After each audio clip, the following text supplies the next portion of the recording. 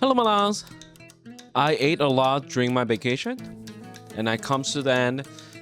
Oh my god, it's a lot. So I'm gonna just show you guys every food that I ate in Korea in one video. And of course, there are some food that I was not able to take video of it. I'll introduce you next time. Alright, let's get started. We will start with bosam. Bosam is pork belly boiled with bean paste, and it's very soft and juicy, usually eating with kimchi. And here we have makguksu. It's a bok with noodle with a cold beef soup. It's a little bit sweet and sour. In the same time, it has really concentrated beef flavor. And it always comes with a hot dumpling with it to keep your belly warm after you eat noodle. Now we have here galbukang. If you see my Salongtang video, this is exactly what I'm saying. When we are putting more meat in the soup, it becomes clear soup. Not as silky or foggy like Salongtang. It has more clean taste and of course a little bit more meat portion in it, depends on the restaurant. I actually got invited to my friend's restaurant's family meal and they prepared kimbap, self-rolled kimbap. You see, there's lots of ingredients over there. Oh my god, it was so good, we ate it all. And this is beef rib, we call it kalbi.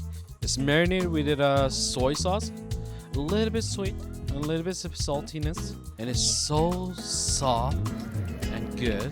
And there's a saying, when you are cooking galbi, you have to cook it on a low heat, flip it several times so the sauce does not get burned. And of course, we always eat naengmyeon, which is cold noodle, every time when we are eating galbi. There are two types of this, one with the soup, one with the no soup, but spicy sauce on it.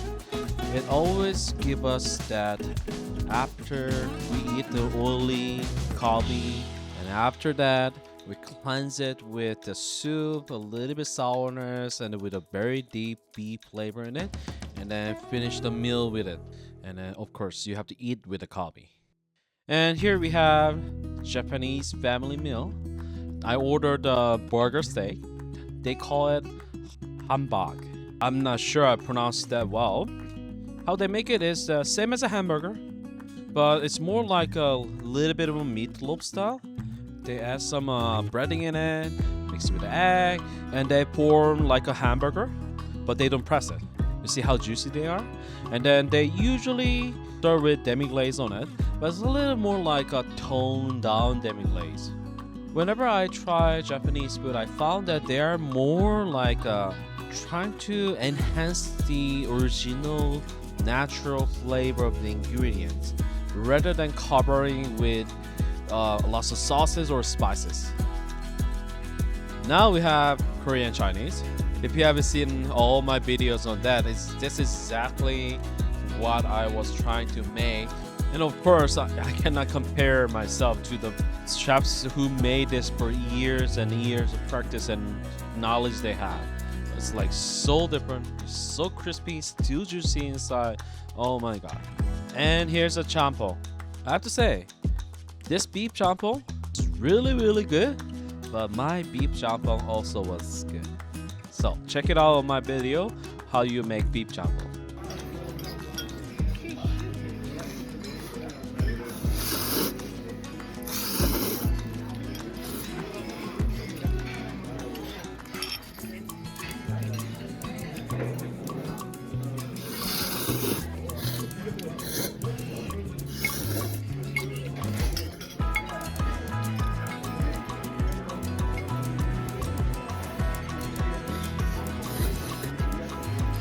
And jajangmyeon. I went there with my old grandpa. He's like 93 years old. He finished entire dish by himself because it was so good. It has fattiness from the pork, saltiness from the black bean paste, and the sweetness from the little bit of the caramel. Oh my god.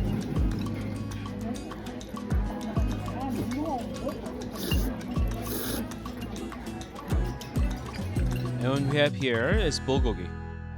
I believe bulgogi is one of the popular Korean dishes that everyone knows nowadays. For my recipe, which I haven't made it yet for you guys, it's a little bit less sweet if you find the normal bulgogi you ever ate in the restaurant is too sweet. And same for the seafood pancake, I haven't made it yet. Keep your alarm on, and I will make all this food for you. What we have here now is called hot dog.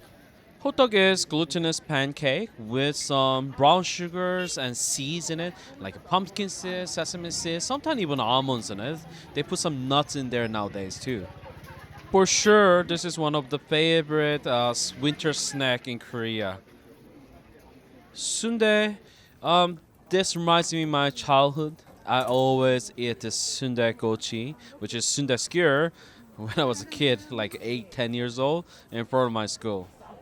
If you're not familiar with sundae, it's like a blood sausage. Instead of meat, they put the glass noodle in it. Now we have jokbal.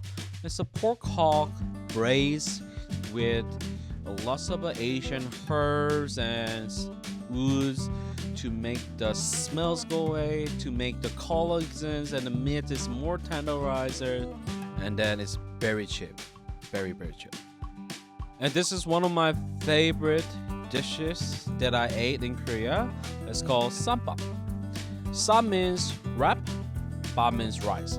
So what it is technically you order like different kind of main dishes. What we have is here some clams, some squid, pork, and a fish.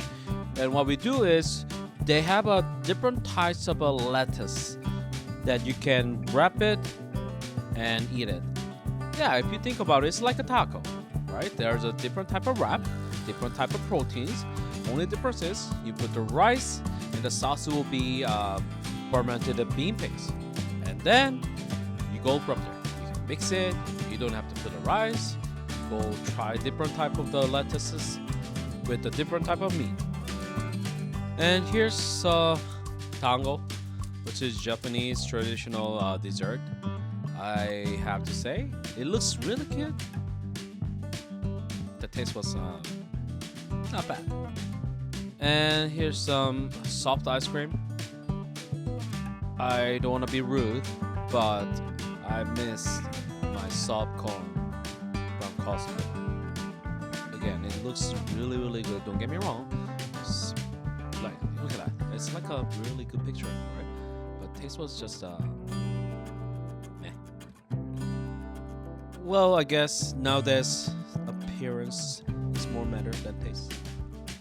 On the other hand, what I found that is that all dessert, such as twisted donut, is now spreading everywhere in Korea. Oh my god, it's so sweet, chewy, but it has that oil flavor. Oh my god, it's so good. Crispy, warm. You definitely have to try this when you go Korea. Okay, now what we have is called rice burger. I'll be honest with you, this menu has been out for decades. I never tried it. I tried it for the first time in my life. So what they did is that they replaced the burger bun with a rice patty.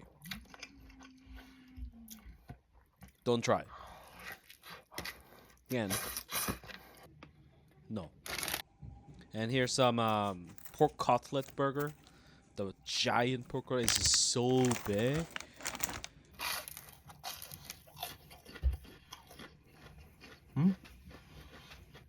It's crispy, but not juicy. Not bad. It just looks great. I was not a fan of it. But like, as you guys all know, Korean fried chicken. This only cost me $10. $10. Or that much with a 2 dipping sauce with radish. $10 freaking. It was so crispy, juicy. Oh my god.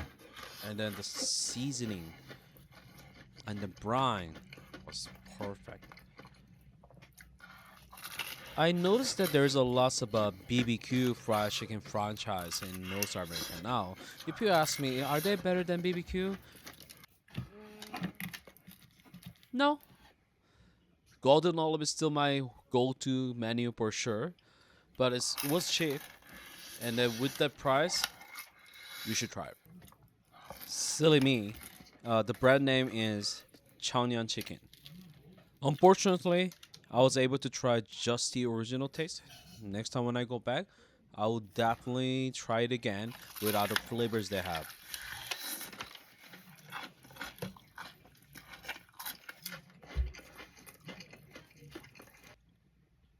Alright, well, that was a lot of food. Thanks for watching my video this far.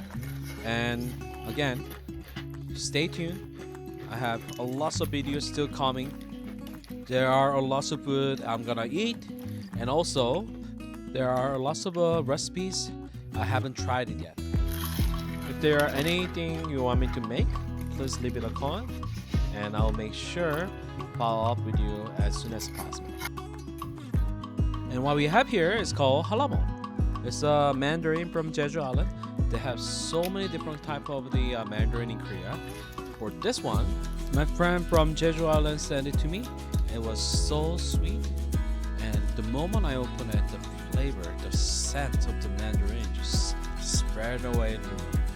Anyway, thanks for watching today. Don't forget, subscribe and like, please. Bye.